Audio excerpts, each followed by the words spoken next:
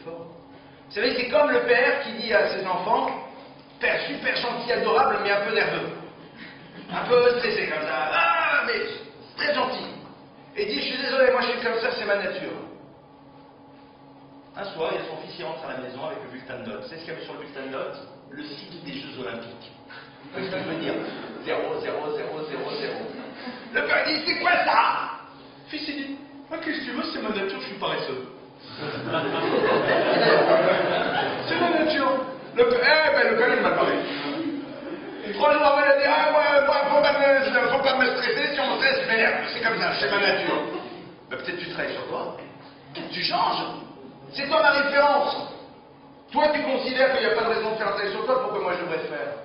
Il ne faut pas oublier que c'est ça aussi qui est en train de... Je vous ai venir laisser mon matin, je parlais demain et tout. Mais, vous savez, c'est maintenant que ça se construit. Et c'est vrai que la grande difficulté, c'est qu'on est dans un monde dans lequel quelqu'un qui décide de fonctionner comme ça, c'est quelqu'un qui a regardé d'un air bizarre. Imaginez une fille qui dit à un garçon, si tu m'aimes, tu n'es pas obligé de me toucher. Ben, elle va avoir peu de prétendants. Imaginez un garçon qui dit à une fille, j'ai envie de découvrir ce que tu es, et non pas juste ce que je peux prendre de toi. En 2 mots, j'ai pas envie de t'aimer comme j'aime le poisson, c'est-à-dire j'aime le poisson, je le consomme. Ah ben c'est marrant, c'est rare. Quelqu'un qui va expliquer certaines choses qui sont évidentes, pourquoi? Mais pourquoi? La raison est très simple, c'est que c'est pas comme ça que ça fonctionne. C'est pas comme ça que ça fonctionne dans l'univers qui est autour de nous. On te dit, vas-y, lâche-toi, éclate-toi, c'est bon, c'est le moment. La Torah, elle n'est pas là pour dire c'est interdit. Elle est là pour nous aider à nous construire en tant qu'homme et en tant que femme. C'est ça le but. C'est pas tellement de nous dire, vas-y, t'as pas le droit, t'as pas le droit, t'as pas le droit. C'est qu'on a envie que tu arrives à te construire. On va encore une chose sur le jeu qui apprend pas aux questions. Comment est-ce qu'on fait quand on est tombé dans le jeu? Alors, il y a 2 types de jeux. Il y a le poker, il y a tous ces trucs-là, poker en ligne et tout. Et il y a aussi, donc on a vu le problème de la rapidité, je veux, j'ai envie, j'aurai, savoir se retenir, savoir se dire, j'ai envie, eh bien c'est pas parce que j'ai envie que je l'aurai. C'est savoir, je peux gérer l'attente, je peux gérer l'attente. Au passage, vous savez, c'est la meilleure manière de gérer nos pulsions. Comment est-ce qu'on gère les pulsions? On a tous des pulsions.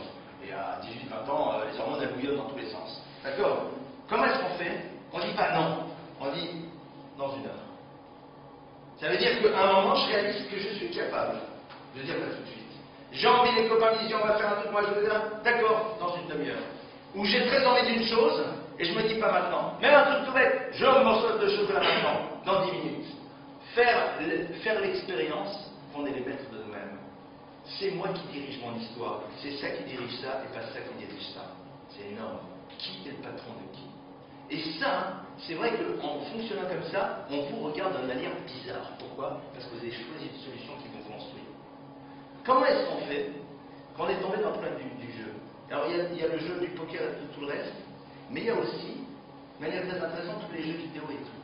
Alors là-dessus, il y a des études très intéressantes qui ont été faites. Au passage, on sait que c'est en train de... On va augmenter de manière significative les problèmes d'épilepsie chez ceux qui jouent de manière régulière au niveau des jeux vidéo. Je dirige une structure entre autres qui s'appelle la Maison de la Famille, dans laquelle je travaille, donc, enfin j'ai une équipe de thérapeutes. Mon épouse elle-même travaille dans un service d'urgence en psychiatrie, donc elle est en plein dedans. Et c'est vrai que les problématiques de ce que l'on voit au niveau du jeu sont dramatiques parfois. Pourquoi? Parce qu'on rentre dans un autre univers, on rentre dans un monde, et en dehors des problèmes purement, aujourd'hui, médicalement parlant, il y a de vrais problèmes qu'on est en train de voir. Il y a une émergence des problèmes d'épilepsie et tout. Pour différentes raisons, je ne vais pas vous donner un cours de médecine, ce n'est pas le but ce soir. Mais il y a quoi? Il y a l'idée, selon Life, d'être dans une autre vie. C'est-à-dire de ne pas accepter la réalité dans ce monde. Vivre dans un monde imaginaire. Se construire des victoires imaginaires. Se construire des combats imaginaires. Se construire des séductions imaginaires. C'est-à-dire, là-dedans, au fond, je peux à un moment sortir de ma vie qui parfois est terne, est angoissante et tout, et là j'existe autrement. C'est des solutions de rattrapage permanentes, mais qui d'une certaine manière n'ont aucune influence dans la réalité de ma vie. C'est-à-dire, j'ai pu gagner, j'ai pu être le meilleur combattant, j'ai pu l'avoir et tout, mais concrètement, qu'est-ce qui se passe? Moi je trouve que ces jeux, quand on y était, ils sont géniaux. A posteriori, parce qu'ils nous apprennent qu'on a une capacité. C'est que quand quelque chose nous intéresse, on peut s'investir. que quand quelque chose me passionne, je peux me concentrer dessus. Seulement, là-bas, pour me garder, on me met du mouvement, on me met de la victoire, on me met du son, on m'empêche de réfléchir. C'est comme dans une boîte de nuit. Entre les strobos et le reste, on est là, on ne peut pas se poser. Tu es là, tu vois pas, etc. Et tout ça bouge dans tous les sens. Tu as tous les sens qui sont complètement affolés. À quel moment tu peux t'arrêter? En plus, les gars, ils t'ont délesté 120 € pour t'achètes une bouteille, encore là, c'est pas trop cher. Imagine un peu. C'est-à-dire, à un moment, surtout ne te pose pas. Ne t'arrête pas, ne te dis pas, pousse 2 secondes, je réfléchis. Qu'est-ce que je suis en train de faire là? À quoi je joue? Pourquoi je le fais? Pourquoi? Qu'est-ce que je cherche? Qu'est-ce que ça va me donner en plus après? Et c'est là-dessus que je veux conclure. Ça nous donne des sensations, mais ça ne construit pas des êtres heureux. La sensation nous donne l'illusion d'exister. C'est pour ça qu'il y a une relation très forte entre la sexualité et la mort. Eros et Thanatos, on dit. Eros, c'est le dieu de la sexualité. Thanatos, c'est le dieu de la mort. Pourquoi? Quelqu'un qui peut m'angoisser par rapport à sa vie, qui ne voit pas le futur. Alors il a envie de se sentir exister. La meilleure manière de se sentir exister, c'est dans la sexualité ou le jeu ou des choses comme ça. On vibre, c'est les émotions primaires, primales, animales qui sont là, une forme de jouissance. Je jouis donc j'existe. Et on rentre là-dedans. Parce qu'après on se retrouve face à la réalité de la vie. Quelqu'un qui a joué, quelqu'un qui à un moment aussi joue avec les autres, ce que vous voulez, il réalise quelque chose après de génial. Il dit, mais au fait, je réalise que j'étais capable de ne pas manger, de rester concentré pendant 3 heures sur un truc, de mettre toute mon énergie, toute ma pensée là-dessus. Ça veut dire que j'ai des méga capacités, c'est énorme. Pourquoi est-ce que je ne décide pas de les utiliser ailleurs? Dans un lieu dans lequel je vais construire pour le futur et non pas pour l'instantané. C'est au fond ça qui peut être aussi une leçon passionnante. Quand on s'est retrouvé là-dedans, le gars il était capable de dire je suis désolé, il y a ma partie qui démarre, il faut que j'y aille. Un jour il dira je suis désolé, il y avait une femme qui commence, il faut que j'y aille. Je suis désolé, il y a ma femme qui m'attend, il faut que j'y aille. Je suis désolé, il y a mon sport, quelque chose qui nous donne quelque chose au corps qui m'attend, il faut que j'y aille. Tu as été capable de baser tout le monde pour aller dans un endroit, de mettre de côté ta fatigue tellement ça te passionnait. Tu es un mec super, tu imagines, tu es fort. Seulement utilise ta force ailleurs. C'est l'histoire de Rabbi Akiva. Rabbi Akiva un jour, il discutait avec un philosophe. Et qu'est-ce qui s'est passé? Ce philosophe, il n'arrivait pas à le convaincre.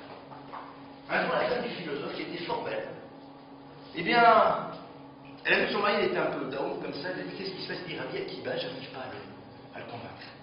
La fille, elle lui a dit, ton Rabbi Akiva, je vais gérer le dossier. Le lendemain, Rabbi Akiva, il arrive. Il toque, la porte s'ouvre, madame la philosophe qui lui ouvre, tout clignotant allumé, c'est ce que je veux dire. Rabbi Akiva, il rentre. Alors il n'a pas dit Chas de Shalom. Non, non, il est rentré. Cette femme était très belle. Il avait allumé tous les clignotants. Rabbi Akiva, il rentre, il s'assoit. Et il la regarde. Et il dit une phrase. Une telle beauté, tellement mal utilisée. C'est exactement ça. Une telle intelligence, une telle concentration, une telle capacité de mettre de côté toutes les difficultés pour faire quelque chose, tellement mal utilisée. Ça veut dire que même quand on fait des choses négatives, la Torah me dit, découvre à travers ce que tu as pu faire de négatif, les capacités que tu possèdes. Resh Lakish était le compagnon d'études de Rabbi Yochanan. Resh Lakish était un bandit, un gars qui était méga fort. Ils vont à Rabbi Yochanan et il dit, celui-là, je vais le détrousser, moi, je vais lui choper son fric. Il arrive, il fait un saut énorme au-dessus d'une rivière, il le scotche dans un coin. Et Rabbi Yochanan, il le regarde et il dit, quel dommage! Je lui dis, oui, t'as raison, c'est pas dommage, hein, ton argent, tu vas plus l'avoir. Il dit, non, quel dommage! Tellement fort pour faire juste ça. Et lui s'est effondré. C'est-à-dire, Rabbi Yochanan, il lui a dit, mais regarde! T'as une force, t'as une puissance, t'as une énergie, c'est génial! Mais pourquoi tu l'utilises pour ça? Quel dommage! Tu ne veux pas l'utiliser pour autre chose. Resh Lakish est devenu le compagnon d'études de Rabbi Yochanan. Ça veut dire que brusquement, il a tout changé. Il a décidé que ces énergies qu'il avait découvertes dans la dimension négative, il allait les utiliser pour quelque chose de grand. Imaginez, quelqu'un qui a beaucoup de charisme, qui est capable de dire à tout le monde sur une place, allez, tout le monde y va. Et tout le monde fait comme ça, et là, j'ai jamais vu, comment on fait là, il y a 2000 personnes qui font tout ça, comme ça. C'est pas. T'es capable d'avoir 2000 personnes qui sont capables de faire ça, ils font ça. C'est puissant. Je pense que c'est pour ça que tu as été doté de cette capacité de focaliser les regards. C'est génial! C'est très fort, tu ne veux pas l'utiliser ailleurs. C'est ça au fond. Et que le jeu, même pour les fondements. Ce genre de choses, ils nous ont montré qu'on avait des capacités énormes. Notre problème à nous, c'est de savoir si on va les utiliser ailleurs. Est-ce qu'on est prêt maintenant qu'on les connaît, même si on est connu à travers une découverte dans un univers qui était un peu spécial, de les utiliser ailleurs? Ne pas tomber dans les raccourcis. Savoir que ce n'est pas les raccourcis. Savoir que ce qui nous construit, et c'est peut-être ça qu'il faut garder en tête, ce n'est pas tant le résultat, mais c'est le chemin qu'on a dû prendre pour y accéder. En faisant ça, vous êtes très solitaire dans un monde qui ne fonctionne pas comme ça, mais là, véritablement, vous construisez ce que vous devez être. Voilà un petit peu quelques réflexions. On a passé 50 minutes à en parler. Si vous le voulez, on peut passer à des questions beaucoup plus techniques, genre, est-ce que j'ai été spécial au poker ou pas? Alors, allez-y, 10 minutes de questions.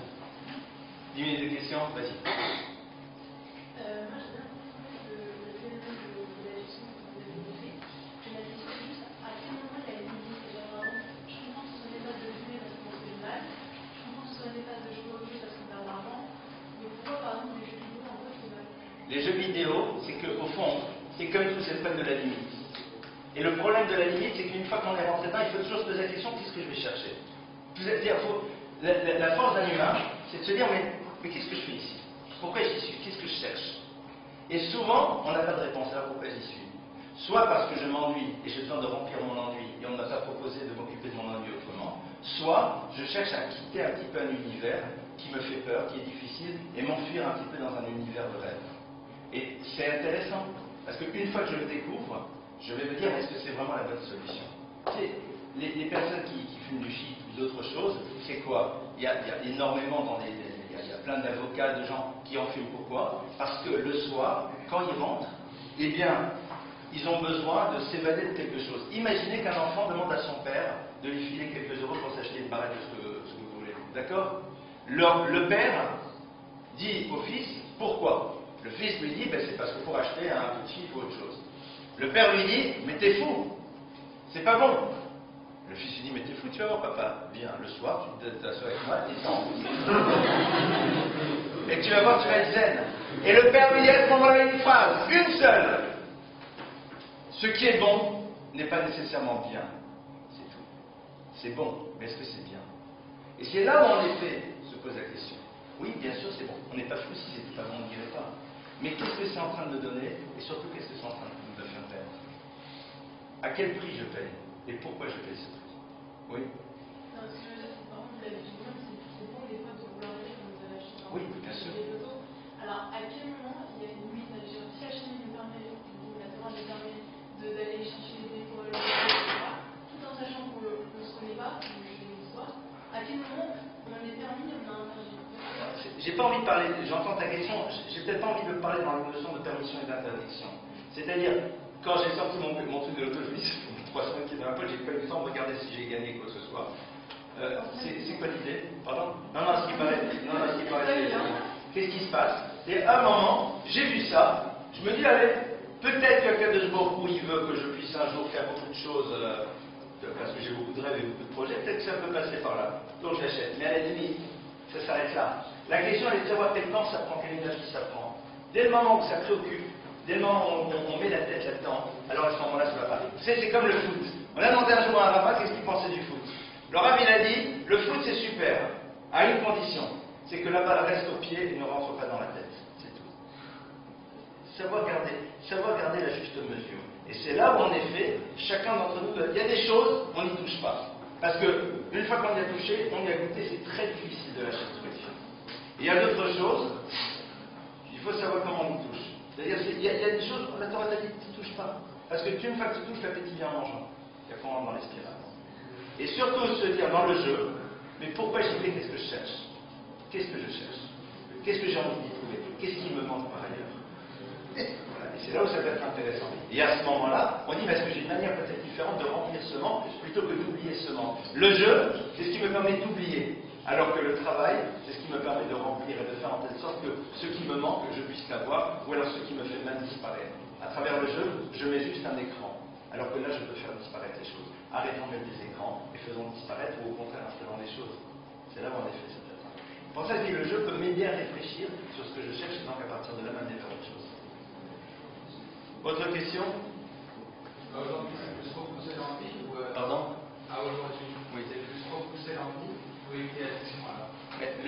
je pense, le plus important, c'est d'abord de réussir à se dire qu'est-ce que je cherche, qu'est-ce que je veux, qu'est-ce que j'ai envie vraiment. Réfléchir sur le sens de ma démarche. Qu'est-ce que je cherche? Et c'est là où c'est très intéressant. Et voir surtout les conséquences. Le problème, c'est prendre la mesure des conséquences, et c'est pour ça qu'on a dit peut pas être témoin. Parce que le témoin, il doit prendre conscience des conséquences. Je vous donne un autre exemple. Un garçon qui rencontre une fille, qui lui compte fleurette, comme dirait l'autre, et lui fait croire qu'il est follement amoureux, parce qu'il a d'autres idées dans la tête. Bon, après, il va dire, elle était consentante, ça va, faut pas exagérer, tout super, bon, d'accord. On met Dieu de côté, hein, bien sûr. Ça va. Moi, je vais dire, c'est pas le problème. En dehors de ce que la Torah en pense, c'est que la fille, elle vient de vivre une expérience dans laquelle on peut être avec quelqu'un qui te fait des déclarations extraordinaires avec lequel tu te sens bien, mais qui, au fond, t'a après complètement jeté. La prochaine fois qu'elle rencontrera un garçon, qui sera peut-être celui avec lequel elle peut construire, et qui lui dira la même chose, elle prendra la distance. Elle se protégera de quoi? De la blessure que, pas toi bien sûr, qu'une personne lui a infligée, sur laquelle elle ne veut pas remettre encore de l'alcool brûlant. Et ça veut dire que non, on s'est dit, c'est rien passé. Non, c'est pas vrai. C'est parce qu'on a créé quelque chose. Et ce qu'on a créé, c'est là maintenant. Quand une personne a vécu une relation sentimentale forte, et qu'après elle s'est rendue compte qu'au fond elle pouvait se faire jeter, la prochaine fois on lui dira je t'aime, ce que je t'aime, est-ce qu'elle arrivera à dépasser cette angoisse ou pas? C'en est pas sûr.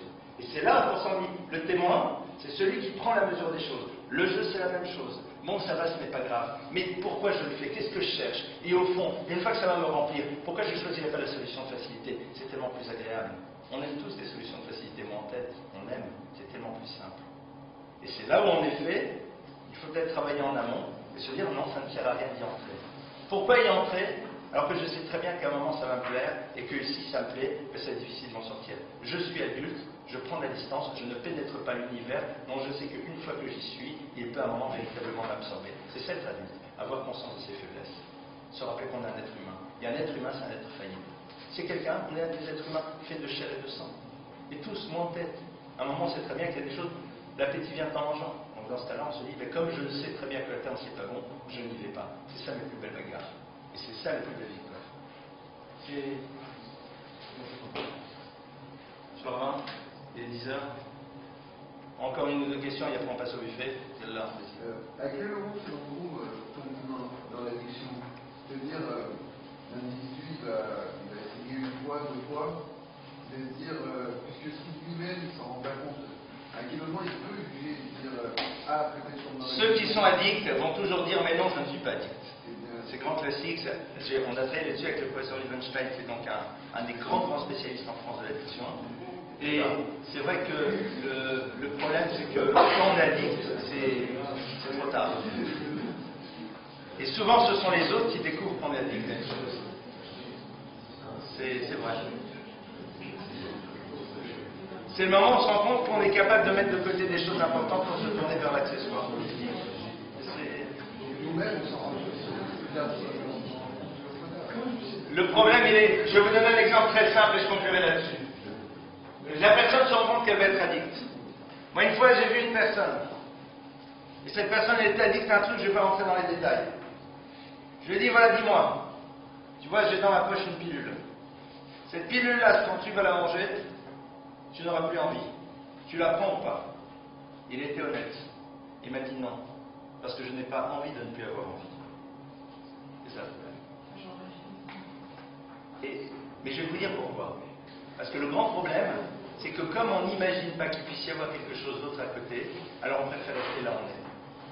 C'est parce qu'on n'a jamais vécu nos expériences. Donc il dit, mais si j'ai plus envie de ça, ça va être quoi ma vie? Il n'y aura plus rien. C'est pour cela qu'il faut imaginer qu'il y a d'autres choses qui peuvent nous remplir. Et quand on a vécu l'expérience, il y a des choses, d'autres choses qui peuvent nous remplir, à ce moment-là, on y arrive beaucoup plus facilement. Ça, c'est le travail qu'on fait en psychothérapie, c'est le travail que l'on fait avec les personnes qui sont tombées là-dessus, là-dedans, c'est de leur montrer qu'il y a d'autres choses qui vont pouvoir les remplir, qui vont créer chez eux aussi cette excitation. It's very exciting. Et c'est, au sens beau du terme, quelque chose qui nous attire, mais qui en même temps nous construit. Nous construit. C'est là où en effet les enjeux vont se situer. C'est bon? Très bien, merci pour votre écoute. Merci